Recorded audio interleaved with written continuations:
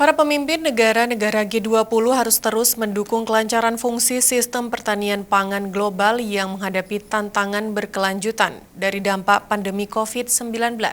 Hal tersebut disampaikan Direktur Jenderal FAO, Ku Dongyu pada pembukaan pertemuan Menteri Pertanian G20 di Florence, Italia.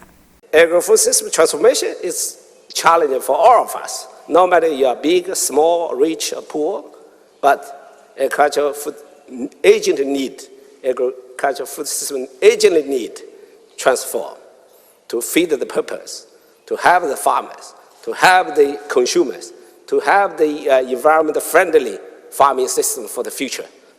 I think that's a clear message.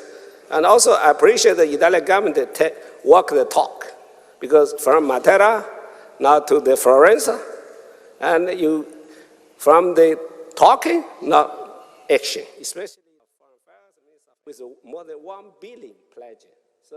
Direktur Jenderal Organisasi Pangan dan Pertanian FAO, Ku Dongyu, dalam pembukaan pertemuan Menteri Pertanian G20 di Florence, Italia, menyampaikan, para pemimpin negara-negara G20 harus terus mendukung kelancaran fungsi sistem pertanian pangan global yang menghadapi tantangan berkelanjutan dari dampak pandemi COVID-19.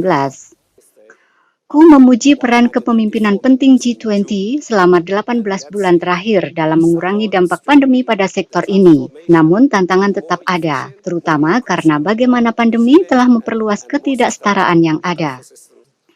Ia mengutip perkiraan Dana Moneter Internasional bahwa kehilangan pendapatan per kapita untuk pasar negara berkembang telah 2,5 kali proporsi mereka di negara maju, serta penilaian FAO bahwa kerawanan pangan telah meningkat dari 8,4% menjadi 9,9% dari populasi dunia.